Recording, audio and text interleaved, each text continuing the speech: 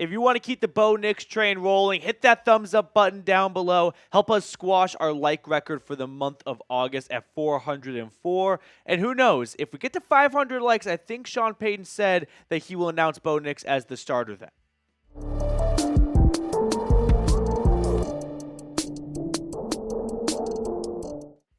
Sean Payton just committed highway robbery in a way that no one saw coming in a news dump that came out yesterday that doesn't look like it has anything to do with the Broncos, except it does, and it actually resulted in a huge gain for Denver, in which the other team would love to hit the undo button on that transaction. The other team, the New York Jets. Allow me to explain. We're going to go Star Wars style. I'm going to start at episode 4, and then we'll work our way back to the beginning. But if you missed it yesterday, Jordan Schultz tweeted out that breaking Jets All-Pro pass rusher Haason Reddick, who is holding out, has informed the team he wants to be traded per multiple sources.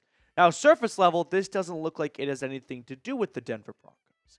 The background here is Haason Reddick, who was on the Eagles, was traded to the Jets, and has not signed any sort of extension that he was seeking, and he has been holding out ever since. But again, what does any of this have to do with Denver?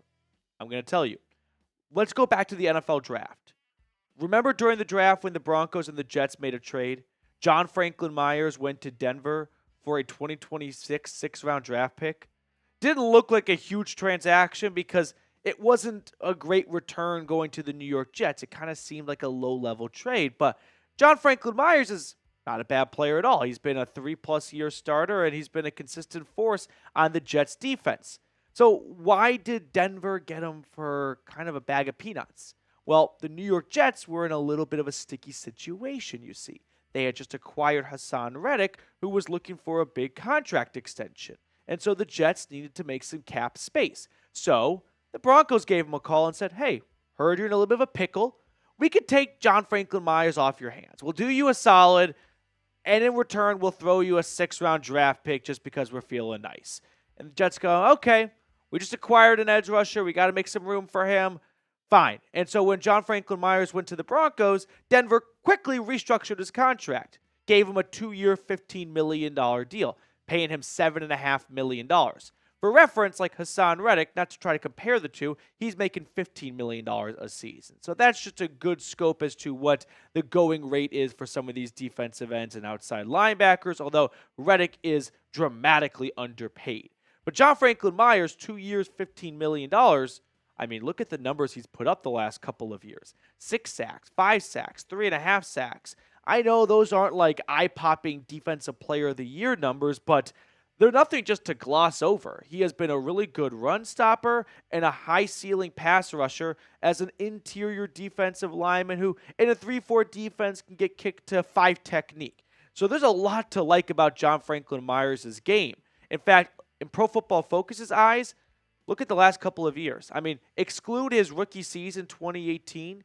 His last 4 years, 35th out of 124. Back-to-back top 20 seasons. Last year, he bottomed out at 48 out of 112th, which I chalk a lot of that up to the New York Jets having awful quarterback play, their defense being called on time and time again, and over a 17-game season, mentally and physically, that's going to wear on you when you don't have an offense that can put up a touchdown and you have to do all of the heavy lifting yourself. So the Broncos found an absolute gem in the draft because John Franklin-Myers was a little bit of a cap casualty. So why did the Jets move on? Well, like I just said, because they just acquired Haason Reddick, and they needed to make a little bit of room to pay Reddick or take on his contract and the potential extension, which still has not come.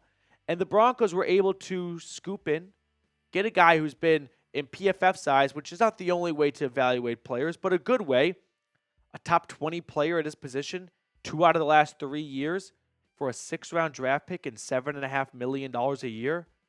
That's called a bargain, right? That's value right there. And that's a great deal by Denver, which probably wouldn't have happened if the Jets knew that the guy they were trading away to make space for the guy they just traded for wasn't going to show to training camp, wasn't going to come to preseason, and would hold out. You don't throw something away to make room for a new item if that new item never comes. You don't throw out all your clothes if you're not going to go shopping for new clothes. The Jets did that, and that's kind of why the Jets are always the laughingstock of the NFL. But the Broncos, they are the ones that inherited all those new clothes. They're the ones walking around in Gucci and Dior. John Franklin-Myers. So, who do you think will have more wins in 2024? An off-the-wall question with nothing to do with the video. The Broncos or the Raiders? Our Raiders report host, Mitchell Renz, he believes Bo Nix is probably a bottom 5 quarterback in the CFL. I think he'd probably go as far to say that. So I would love for Bo Nix to come into Denver or Las Vegas, for that matter, and beat the snot out of the Raiders. So who's going to have more wins this year? I only want to see B for the Broncos in the comment section. Now, next up on the show, we're going to talk about the new stadium enhancements. President Damari Leach had the media come over to the stadium and check out some of the new things they were working on in the offseason. And spoiler, they're really, really cool. So before we look at all that stuff, I do want to tell everyone about a great sponsor of ours that is back for another season. That is Prize Picks. Prize Picks, if you don't know, is America's #1 daily fantasy sports app with over 5 million active members. All you do at Prize Picks is pick more or less on 2 to 6 player stat projections and watch the winnings roll in. You can now win up to 100 times your money on Prize Picks with as little as 4 correct picks. I'm talking turning $10 into $1,000. If you're looking for promotions, Prize Picks has you covered every week. From lowering select player stat projections on Tuesdays to help your lineup hit or getting your entry fees back if you have a losing lineup on Fridays. I love doing it, by the way, with my fiance. That sounded weird, bonk. I love playing Prize Picks with my fiance just to keep her interested in a game for a little bit longer, which in return helps keep the game on the TV for a little bit longer. So download the Prize Picks app today and use code CLNS for a first deposit match up to $100. That's code CLNS on Prize Picks for a deposit match up to $100. Pick more, pick less. It's that easy. Okay, let's talk about the Broncos' new stadium renovations because it's not as big as the new Jumbotron coming in, but they added 10 to 12 new restaurants. They were looking to go local with that, which I absolutely love. We don't need to see a whole bunch of generics, restaurants and stores at stadiums. It's great to give back to the local community and see your favorite spots at home make their way into the stadium. But they also unveiled some new artwork. We'll just kind of cycle through these pictures in just a second here.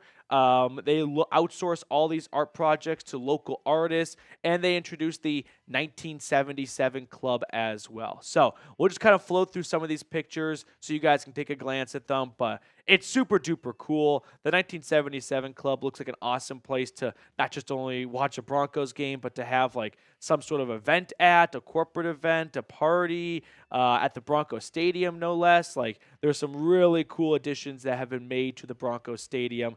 And when I see all these really cool additions, things start popping into my head. Like there's a lot of money and time and energy being spent into ramping up the stadium, which maybe makes me think that there won't be a new stadium coming soon. Damani Leach briefly talked about it.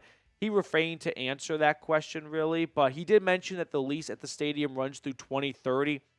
I don't think we're going to see the Broncos leave the stadium before 2030, but maybe the plan for the Walton Penner Group is, hey, bought this team in 2022, 2023.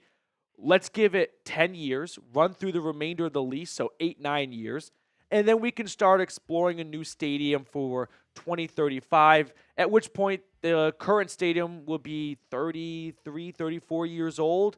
And that feels like a decent life expectancy for a stadium in this day and age. So I think at some point we're going to get a new stadium. And by some point, I mean like in the next decade or so.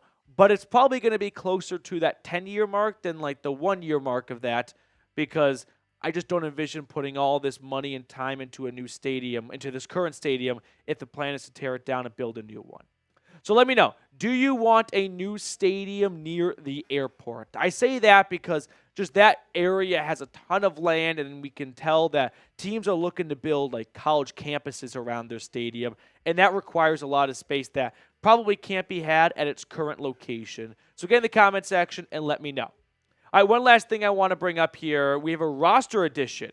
Cornerback Kaleb Hayes has been claimed off the waiver wire after being released from the New York Giants. He was a UDFA last year, started off with the Jags, ended up on the Giants practice squad to make space for Kaleb Hayes. Alec Mock, the Air Force linebacker who was a UDFA this year, has been released. Poor Mock, he's been on the team, off the team, on the team, off the team. So he's been kind of floating around. But here's the cornerback room that Hayes will join. I mean, I think he is fighting for a practice squad spot at best. Pat Surtain, Riley Moss, Jaquan McMillan, Levi Wallace, Chris Abrams-Drain. I would say those 5 guys are locks to make the roster. Damari Mathis needs a good preseason to solidify a roster spot after what we saw from him in the last preseason game. But speaking of the corners, just to kind of wrap up the video, we saw Riley Moss for the first time in the preseason on Sunday. His stats against the Colts, and albeit not a huge sample size, 2 tackles and a 71.8 PFF overall grade. I'm not going to try and make too big of a deal out of Moss's preseason debut. Step 1 for Moss was get him on the field, right? Unfortunately, a sports hernia injury knocked him out for all of training camp and preseason last year. So let's see him in a Broncos uniform on the field in the preseason for the first time, where, as in the regular season last year, we saw him a little bit on defense and a couple of times on special teams, but for the most part, he was either a scratch or a backup. But now we can get our hands on some Riley Moss tape, which we didn't really have a whole lot of going into this preseason. All right, that will do it for us on today's show. I appreciate all of you guys for tuning in. Make sure to subscribe if you enjoyed our content, and I'll see you all later.